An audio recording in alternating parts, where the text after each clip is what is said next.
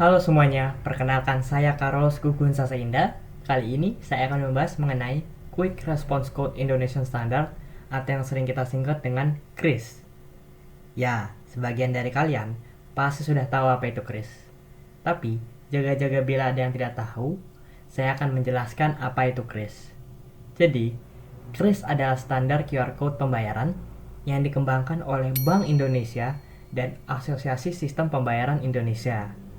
KRIS diluncurkan pada 17 Agustus 2019 untuk memudahkan, mempercepat, dan menjaga keamanan transaksi pembayaran secara domestik. Jadi, sesimpel kalian ingin membayar hanya dengan scan QR Code, isi nominal pembayaran, lalu konfirmasi. Tapi, sudahkah kalian tahu bahwa KRIS sekarang sudah bisa digunakan di luar Indonesia loh? Perkenalkan, KRIS Cross Border, solusi transaksi antar negara.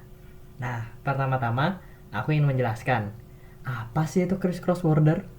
Jadi, KRIS Cross Border adalah sebuah sistem pembayaran digital yang memungkinkan transaksi lintas negara tanpa perlu menukarkan mata uang. Simpelnya, KRIS memperluas sistemnya untuk mendukung transaksi lintas negara di Asia Tenggara. Bayangkan, kalian sedang liburan ke Malaysia, Singapura, atau Thailand. Dan kalian tetap bisa membayar hanya dengan scan QR dari aplikasi M-Banking atau e-wallet yang sudah kalian punya. Sungguh praktis dan gak ngerepotin.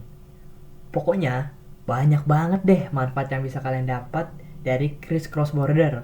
Mulai dari tidak perlu terlalu banyak membawa kartu dan melakukan penukaran mata uang, biaya transaksi yang lebih murah dibandingkan dengan cara tradisional, dan tentu saja transaksi yang gampang dan pasti terlindungi.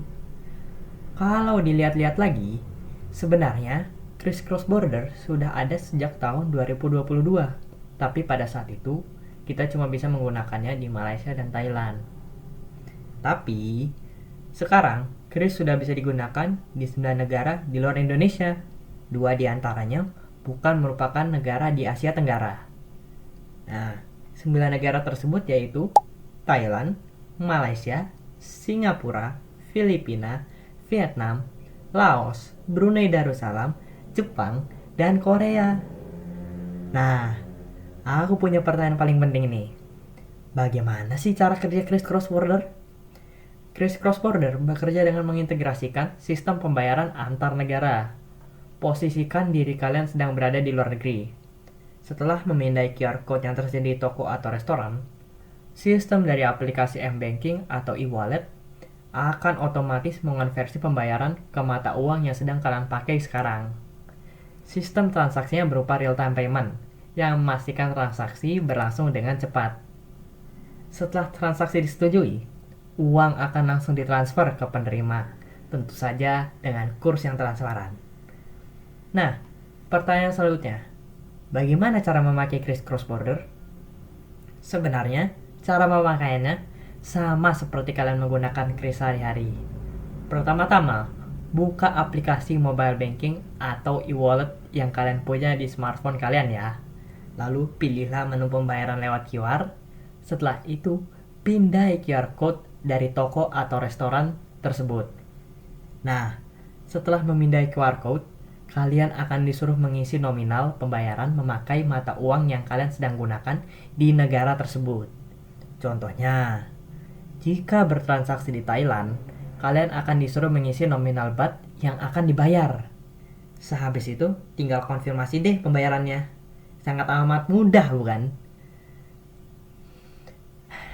Kan barusan aku jelasin cara memakai KRIS Cross Border. Sekarang aku punya beberapa tips nih agar kalian bisa memanfaatkan KRIS Cross Border secara maksimal. 1. Pastikan aplikasi M-Banking dan e-wallet kalian mendukung pembayaran lintas negara. Beberapa aplikasi belum support KRIS Cross Border, jadi pastikan kalian memakai layanan paling up to date dari layanan bank yang kalian pilih. Contohnya, pada kasus ini, aplikasi MyBCA tidak support KRIS Cross Border, sedangkan aplikasi BCA Mobile sudah support KRIS Cross Border. Yang kedua, lakukanlah research terlebih dahulu apakah QR Code di toko atau restoran tersebut sudah support kris atau belum.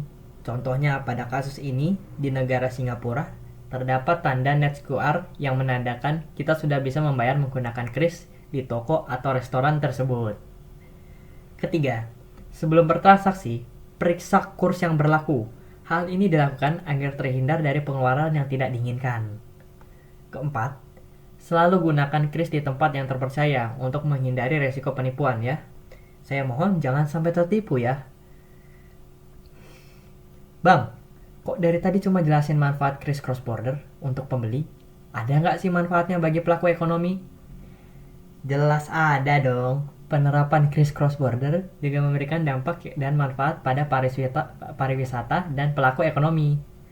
Sebelum lanjut, aku mau ngejelasin bahwa dengan adanya kris cross border, wisatawan asing juga dapat membayar sesuatu melalui QR code kris yang ada di Indonesia dengan alat pembayaran digital di smartphone yang mereka miliki. Nah, dengan begitu, wisatawan asing lebih tertarik untuk mengunjungi negara yang mendukung kris. Selain itu, pelaku UMKM dapat menjangkau pasar internasional tanpa harus memiliki fasilitas pembayaran yang rumit. Begitu juga sebaliknya, kita anggap saja pelaku UMKM asing dapat menjangkau pasar Indonesia tanpa memiliki fasilitas pembayaran yang rumit. Intinya, kris cross border membantu mempermudah perdagangan dan kolaborasi ekonomi antar negara. Mantap sekali ya.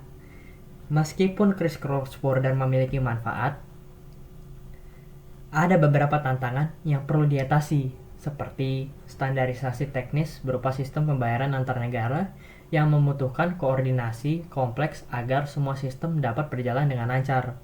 Lalu, ada kurs dan biaya transaksi yang walaupun transparan, fluktuasi kurs mata uang bisa memengaruhi biaya akhir transaksi.